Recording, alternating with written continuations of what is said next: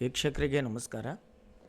ಇವತ್ತಿನ ಸಂಚಿಕೆಯಲ್ಲಿ ನಾವು ಮೊಳಕಾಲು ನೋವಿನ ಬಗ್ಗೆ ಮಾತನಾಡುತ್ತಿದ್ದೇವೆ. ಮೊಳಕಾಲು ನೋವಿಗೆ ಔಷಧ ಉಪಚಾರ ನಮ್ಮ ಸರ್ ಹೇಳ್ತಾರೆ.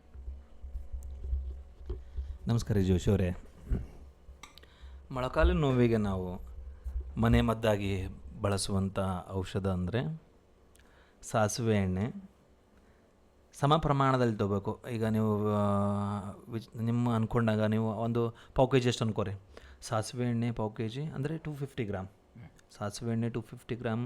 ಅದರ ಜೊತೆ ಬೆಳ್ಳುಳ್ಳಿ ಎಣ್ಣೆ, ಲೈಸನ್ ತೇಲ್ ಅಂತೀವಲ್ಲ ನಾವು, ಬೆಳ್ಳುಳ್ಳಿ ಎಣ್ಣೆ ಮತ್ತು ಎಳ್ಳೆಣ್ಣೆ, ಇವು ಮೂರನ್ನು ಸಮ ಪ್ರಮಾಣದಲ್ಲಿ ಅಂದರೆ ಪಾವು ಕೆ ಜಿ ಅಷ್ಟು ತೊಗೊಂಡು ಅವನ್ನು ಕಲಿಸ್ಬೇಕು.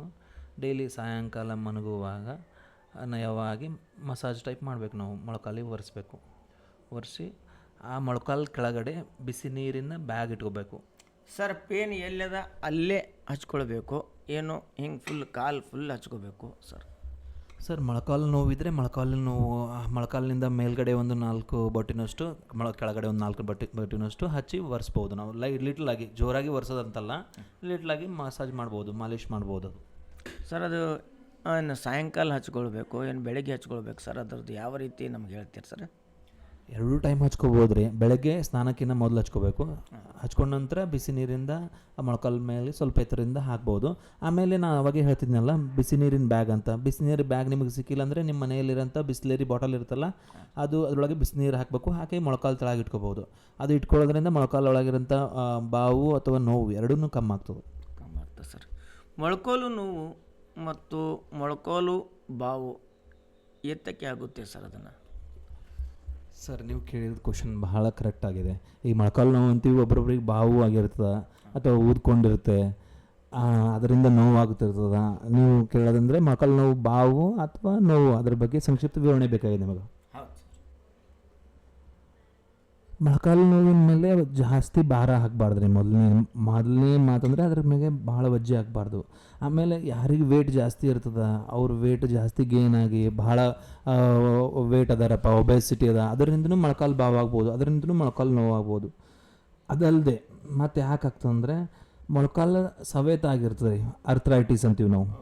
ಮೊಳಕಾಲು ನೋವು ಅರ್ಥ್ರೈಟಿಸ್ ಆಗಿರ್ತದೆ, ಮೊಳಕಾಲು ನೋವು ಸವೇತ ಆಗಿರ್ತದೆ, ಮೊಳಕಾಲಿನಲ್ಲಿ ಇನ್ಫೆಕ್ಷನ್ ಆಗಿರ್ತದೆ. ಒಂದೊಂದು ಸತಿ ಮೊಳಕಾಲು ನೋವು ಕಟ್ ಅಂತ ಆವಾಜ್ ಬರ್ತವೆ ಒಬ್ಬರೊಬ್ರಿಗೆ, ಅದರಿಂದನೂ ಮೊಳಕಾಲು ನೋವು ಆಗ್ಬೋದು. ಸರ್, ಮೊಳಕಾಲು ನೋವಿನ ಸಾಮಾನ್ಯ ಕಾರಣಗಳೇನು ಸರ್? ಅದು ಸರ್, ಮೊಳಕಾಲು ನೋವಿಗೆ ಸಾಮಾನ್ಯ ಕಾರಣಗಳಂದರೆ ಅವರ ದಿನನಿತ್ಯದ ಜೀವನ ಅನ್ಬೋದು ನಾವು. ಈಗಿನ ದಿನನಿತ್ಯ ಜೀವನದಲ್ಲಿ ಊಟದಲ್ಲಿ ಕ್ಯಾಲ್ಸಿಯಂ ಇರಲ್ಲ, ಪ್ರೋಟೀನ್ ಇರಲ್ಲ, ಮಿಲ್ಕ್ ಜಾಸ್ತಿ ಕುಡಿಯಲ್ಲ. 30-35 ಈ ಯುವ ಹುಡುಗರಲ್ಲಿ ನಾವು ಈಗಿನ ಸಿಚುವೇಶನಲ್ಲಿ ನೋಡ್ತಾ ಇದ್ದೀವಿ. ಎಲ್ಲರೂ ನನಗೆ ಮೊಳಕಾಲು ಬೇನೆ ಇದೆ ಅಂತಾರೆ. ಅವ್ರ ಹತ್ರನೂ ಕೂಡ ಯಾಕಿಷ್ಟು ಈ ಸಮಸ್ಯೆ ಬಂದಿದೆ ಸರ್, ತಾವು ಹೇಳ್ತೀರಾ? ಅವಾಗೇ ಹೇಳ್ತಿದ್ದೀನಲ್ಲ, ನಾನು ಹೇಳಿದಾಗೆ ಮೊಳಕಾಲು ನಾವು ಕೇಳ್ಕೊಂಡಾಗೆ 50 ನಂತರ 40 ನಂತರ ಇಲ್ಲ ನಮಗೆ ಇಮಿಡಿ ಬ್ಯಾನ್ ಇದೆ ಅಂತೆಲ್ಲ ಹೇಳ್ತಿದ್ರು. ಇವಾಗ ಏನಾಗಿದೆ, ಸಣ್ಣ ಯುವಕರಲ್ಲಿ ಕೂಡ ಇದು ಎಲ್ಲರಿಗೆ ಇದನ್ನು ಮೊಳಕಾಲು ನೋವು ಭಾಳ ಆಗ್ತಾಯಿದೆ ಅಂತ ಹೇಳ್ತಾ ಇದ್ದಾರೆ ಸರ್. ಅದು ಮತ್ತು ಅವರಿಗೆ 35 ಏಜಿನ ಒಳಗೆ ಇದು ಮೊಳಕಾಲು ನೋವು ಬರ್ತಾಯಿದೆ ಸರ್. ಇದಕ್ಕೆ ಕಾರಣ ಏನು ಸರ್? ಇದನ್ನು ಸರ್, ಅವರು ಊಟದಲ್ಲಿ ಭಾಳ ವ್ಯತ್ಯಾಸ ಮಾಡ್ಕೊಂಡ್ರಿ. ಮೊದಲೆಲ್ಲ ಊಟ ಹೈಜಿನಿಕ್ ಫುಡ್ ಉಣ್ತಿದ್ರು, ಮನೆಯಲ್ಲಿ ತಯಾರಾದಂಥ ಊಟ ಮಾಡ್ತಿದ್ರು, ಎಲ್ಲ ರೀತಿ ಪ್ರೋಟೀನು ವಿಟಮಿನ್ ಸಿಗೋಂಥ ಕಾಳು ಪಲ್ಯ ಉಣ್ತಿದ್ರು. ಆಮೇಲೆ ಟೈಮಿಗೆ ಊಟ ಮಾಡ್ತಿದ್ರು. ಈಗ ಅದೆಲ್ಲ ಬಿಟ್ಟು ಬರೀ ಪಿಜ್ಜಾ, ಬರ್ಗರು, ಹೊರಗಿಂದು ಗೋಬಿ ಮಂಚೂರಿ ಇಂಥವೆಲ್ಲ ತಿಂತಾರೆ. ಆಮೇಲೆ ಅಂದರೆ ಊಟದೊಳಗೆ ಆಯಿಲಿ ಫುಡ್ ಜಾಸ್ತಿ ತಿಲ್ಲತ್ತಾರ. ಆಮೇಲೆ ಆ ಊಟದೊಳಗೆ ಈಗ ನಾವು ನಮ್ಮ ರೈತರು ಆವಾಗಿನ ಕಾಲಕ್ಕೆ 1 ಎಕರೆಯಲ್ಲಿ ಒಂದು ಎಕರೆನಾಗ 1 ಚೀಲ ಬೆಳಿತಿದ್ರು. 1 ಚೀಲ ಅಂದರೆ 100 kg ಇದ್ದು, 1 ಚೀಲಕ್ಕಿಂತ ಜಾಸ್ತಿ ಬೆಳಿತಿದ್ರು. ಈಗ ಏನಂದರೆ 1 ಎಕರೆಯಲ್ಲಿ 6ರಿಂದ 8 ಚೀಲ ಬೆಳೆಯಲಾಗತ್ತಾರ. ಅದ್ರೊಳಗೆ DAP ಬಳಸ್ತಿರ್ತಾರೆ. ಈ ಥರ ಕೆಮಿಕಲ್ ಫುಡ್ಗಳನ್ನು ಬಳಸೋದ್ರಿಂದ ಮೊಳಕಾಲು ಸಮೇತ ಯೂಶ್ವಲಿ ಆಲತ್ತದ ಈಗಿನ ಕಾಲಕ್ಕೆ. ಸರ್, ಇದು ಕೆಮಿಕಲೇ ಕಾರಣ ಏನಂತೀರಿ ಸರ್ ತಾವು? ಆಲ್ಮೋಸ್ಟ್ ಕೆಮಿಕಲ್ ಕಾರಣನೇ ಅದ ರೀ. ಈಗ ಅದು ಊಟದೊಳಗಿನ ವ್ಯತ್ಯಾಸದಿಂದ ಅವ್ರಿಗೆ ಮೊಳಕಾಲು ನೋವು ಆಗ್ತದೆ.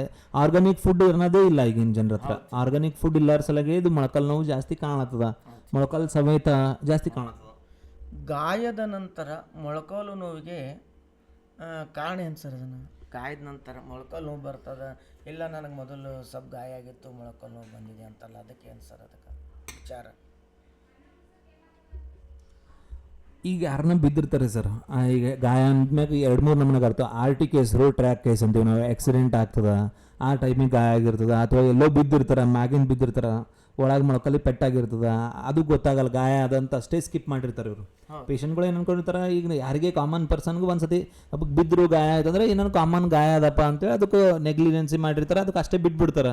ಆಮೇಲೆ ಮುಂದಿನ ದಿನಗಳಾಗ ಬಂದಾಗ ಫ್ಯಾಕ್ಟ್ನಿ ಇರ್ತದೆ ಸರ್ ಅದಲ್ಲಿ. ಇಲ್ಲ, ಗಾಯಕ ಏಜಿಗೆ ಅಂತೇನಿಲ್ಲ, ಗಾಯ ಆಗಿದ್ದು ಮೊಳಕಲ್ ನೋವು ಐತಂದ್ರೆ ಅದು ಒಳಗೆ ಪೆಟ್ಟಾಗ್ಯದ ಅಂತ ಅರ್ಥ. ಅವಾಗ ಅವರು ಎಕ್ಸ್ರೇ ಏನೂ ತೆಕ್ಕೊಂಡಿರಲ್ಲ. ಒಂದು ಗಾಯ ಆಗಿರ್ತದೆ, ಎಕ್ಸ್ರೇ ತೆಗೆದಿರಲ್ಲ ಅವರು, ಅಥವಾ ಅದಕ್ಕೆ ಸೀರಿಯಸ್ ತೊಗೊಂಡಿರಲ್ಲ, ಬರೀ ಗಾಯ ಮಾಯ್ತದ ಸುಮ್ಮನೆ ಬಿಡ್ತಾರೆ. ಮುಂದೆ ದಿನಗಳು ಹೋದಂಗೆಲ್ಲ, ಅಥವಾ ಚಳಿ ಹೆಚ್ಚಾದಾಗ, ಅಥವಾ ಇವ್ರದ್ದು ಅಲ್ಲಿ ಸ್ವಲ್ಪ ವೀಕ್ನೆಸ್ ಬಂದಾಗ ಅದು ಮೊಳಕಲ್ ನೋವಿಗೆ ಗಾಯದಿಂದ ಬ್ಯಾನಿ ಆಗೋ ಚಾನ್ಸ್ ಇರ್ತದೆ. ಅವಾಗ ಎಕ್ಸ್ರೇ ಮಾಡಿಸಿ ಅದಕ್ಕೆ ಏನಾಗ್ಯದಂತೆ ಉಪಚಾರ ತೊಗೊಂಡು ಅದಕ್ಕೆ ನಾವು ಹೇಳಿದ್ದು ಎಣ್ಣೆ ಇದೆಲ್ಲ ಬಳಸಿದ್ರೆ ಅಂತಿಕೋರಿ. ಈಗ ನಾವು ಹೇಳಿದ ಎಣ್ಣೆ ತಯಾರು ಮಾಡಿ ಬಳಸ್ರಂದ್ರೆ ಅದಕ್ಕೆ ಹಳಿ ನೋವಿದ್ರು ಕೂಡ ಕಡಿಮೆ ಆಗ್ತದೆ. ಈಗ ನಾ ಸಾಸಿವೆ ಎಣ್ಣೆ, ಬೆಳ್ಳುಳ್ಳಿ ಎಣ್ಣೆ ಮತ್ತು ಎಳ್ಳೆಣ್ಣೆದು ಏನು ಪ್ರಯೋಗ ಏನಿಲ್ಲ, ಅದು ಮಾಡ್ರಂದ್ರೂ ಹಳಿ ನೋವು ಕೂಡ ಕಮ್ಮಿ ಆಗ್ತದೆ. ಗಾಯ ಆಗಿದ್ದು ನೋವು ಇರಲಿ ಕಮ್ಮಿ ಆಗ್ತದೆ ಸರ್. ನಾವು ಹೇಳಿದ್ದು ನಿಜ ಸರ್. ಯಾವುದು ಗಾಯವಿಲ್ಲದೆ ಮೊಳಕೋಲು ನೋವು ಯಾಕೆ ನೋವಿಗೆ ಕಾರಣ ಏನು ಸರ್? ಯಾವುದು ಗಾಯ ಇರಲಿ ಸರ್, ಮತ್ತು ಮೊಳಕೋಲು ನೋವು ಬರ್ತದೆ, ಇದಕ್ಕೆ ಕಾರಣ ಏನು ಸರ್? ಎಕ್ಸಾಕ್ಟ್ಲಿ ಕರೆಕ್ಟ್ ಹೇಳಿದ್ರಿ. ಈಗ ಅವಾಗ ಹೇಳಿದ್ದು ನೀವು ಏನಂದಿದ್ರಿ, ಗಾಯ ಆದಾಗ ಮೊಳಕಾಲು ನೋವು ಆಗ್ತದ ಯಾಕಂತ ಕೇಳತ್ತೀರಿ. ಈಗಂದ್ರೆ ಗಾಯನೂ ಇರಲ್ಲ, ಏನೂ ಇರಲ್ಲ, ಈಗ ಎಲ್ಲಿ ಬಿದ್ದಿಲ್ಲ ಸರ್, ನಾವು ಒಟ್ಟೆ ಎಲ್ಲಿ ಬಿದ್ದಿಲ್ಲ, ಎಡವಿ ಇಲ್ಲ, ನೋವಾಗಿ ಆಗತ್ತದ. ಹಾಂ, ಅದು ನಾವು ಅರ್ಥರೈಟಿಸ್ ಅಂತ ಹೇಳ್ಬೋದು ರೀ. ಅರ್ಥರೈಟಿಸ್ ಅಂದರೆ ಮೊಳಕಾಲು ಸಂದುಗಳ್ನಾಗ ವಾಯು ಅಂತ ಬರ್ತದೆ ರೀ, ವಾತ ಅಂತೀವಿ ನಾವು. ಆ ಮೊಳಕಾಲು ನೋವು ಒಳಗೆ ಅರ್ಥರೈಟಿಸ್ ಹೆಚ್ಚಾಗಿ RA ಫ್ಯಾಕ್ಟರು ಅದೆಲ್ಲ ಹೆಚ್ಚಾಗಿ ಮೊಳಕಾಲು ಸ್ವಲ್ಪ ಸವಿತಾ ಹೋಗ್ತದೆ. ಆವಾಗ ಅದು ಮೊಳಕಾಲು ನೋವು ಸ್ಟಾರ್ಟ್ ಆಗ್ತದೆ. ಅದಕ್ಕೆ ಯಾವುದೇ ರೀತಿ ಗಾಯ ಬೇಕಾಗಲ್ಲ, ಯಾವ ರೀತಿ ಪೆಟ್ಟು ಬೇಕಾಗಲ್ಲ. ಇದು ಸಡನ್ನಾಗಿ ಬರೋಂಥ ಪೇನು, ಅದು ಸಡನ್ನಾಗಿ ಬಂದು ಜಾಯಿಂಟ್ಸ್ ಒಳಗೆ ಸೇರ್ತದೆ. ಅದು ನಮ್ಮ ಮೊಳಕಾಲು ನೋವು ಜಾಯಿಂಟ್ ಒಳಗೆ ಸೇರಿ ಅದರಿಂದ ನೋವು ಸ್ಟಾರ್ಟ್ ಆಗ್ತದೆ ಅಷ್ಟೇ ಸರ್. ಈಗ ನಮಗೆ ಕೊನೆಯದಾಗಿ ಈಗ ನಾವು ಯಾವ ರೀತಿ ನಮ್ಮ ಮೊಳಕಾಲು ನೋವಿನ ಬಗ್ಗೆ ಕಾಪಾಡ್ಕೊಳ್ಬೇಕಂತ ಸ್ವಲ್ಪ ಸಲಹೆ ಹೇಳ್ತೀರಿ ಸರ್ ಕೊನೆಯದಾಗಿ? ಸರ್, ಇದು ಭಾಳ ಜನ ಈಗ ಅವ್ರ ಲೈಫ್ ಸ್ಟೈಲ್ ಚೇಂಜ್ ಮಾಡ್ಕೋಬೇಕು sir. Main important life style change ಮಾಡಿ ಈಗ ಆಯುರ್ವೇದ ಕಡೆ ಕನ್ವರ್ಟ್ ಆಗ್ಬೇಕು ಅವರು. ಆಯುರ್ವೇದ ಅಂದರೆ ಬರೀ ಔಷಧ ತಗೊಳ್ಳೋದಷ್ಟೇ ಆಯುರ್ವೇದ ಅನ್ನೋದಲ್ಲ. ನಾವು ಹಿಂದಿನ ಕಾಲ ದಿನಮಾನಗಳಲ್ಲಿ ಯಾವ ರೀತಿ ಫುಡ್ ಸ್ಟೈಲು, ಇರೋ ಸ್ಟೈಲು, ಅವು ಈಗ AC ಜಾಸ್ತಿ ಯೂಸ್ ಮಾಡಬಾರ್ದು. ಒಬ್ಬೊಬ್ರು ಏನು ಮಾಡ್ತಾರೆ, 24 hours AC-ನಾಗ ಇರ್ತಾರೆ. ಮನೆಯಲ್ಲೂ AC ಇರ್ತದೆ, ಕಾರಲ್ಲೂ AC, ಎಲ್ಲ ಕಡೆ AC ಯೂಸ್ ಮಾಡ್ತಾರೆ. ಜಾಸ್ತಿ ವ್ಯಾಯಾಮ ಮಾಡಲ್ಲ, ಕುಂತಲ್ಲೇ ಕುಂದಿರ್ತಾರೆ, ಒಬೆಸಿಟಿ ಹೆಚ್ಚು ಮಾಡ್ಕೊತಾರೆ, ಫಿಟ್ ಜೀನ್ಸ್ ಪ್ಯಾಂಟ್ ಹಾಕೋತಾರೆ, ಬ್ಲಡ್ ಸರ್ಕ್ಯುಲೇಷನ್ ಆಗಲಾರ್ದಂಗೆ. ಅವ್ರದ್ದು ಲೈಫ್ ರೂಟೀನ್ ಚೇಂಜ್ ಮಾಡ್ಕೋಬೇಕು ಸರ್. ಬಾಡಿಗೆ ನಮ್ಗೆ ಹೆಂಗೆ ಆಕ್ಸಿಜನ್ ನೀಡದ, ನಮ್ಮ ಸ್ಕಿನ್ನಿಗೂ ಕೂಡ ನೀಡದ ಆಕ್ಸಿಜನ್. ಪ್ರತಿಯೊಂದು ನರಗಳಿಗೂ ಆಕ್ಸಿಜನ್ ನೀಡದ, ಪ್ರತಿಯೊಂದು ನರಗಳಿಗೂ ಬ್ಲಡ್ ಸರ್ಕ್ಯುಲೇಷನ್ ಆಗಬೇಕು. ಟೈಟ್ ಬಟ್ಟೆ ಹಾಕೋಬಾರ್ದು, ಫ್ರ್ಯಾಂಕ್ ಆಗಿ ಇರಬೇಕು. ಅವ್ರ ಲೈಫ್ ಸ್ಟೈಲ್ ಚೇಂಜ್ ಮಾಡ್ಕೊಂಡ್ರೆ ಅರ್ಧ ನೋವುಗಳು ತಾನೇ ಬಿಟ್ಟು ಹೋಗ್ತಾರೆ ಅವ್ರಿಗೆ. ಖರೇದ ಸರ್, ತಾವು ಹೇಳಿದ್ದು ಇಲ್ಲಿವರೆಗೂ ಬಹಳ ಒಳ್ಳೆಯ ರೀತಿಯಿಂದ ನಮ್ಮ ವೀಕ್ಷಕರಿಗೆ ಹೇಳಿದಿರಿ.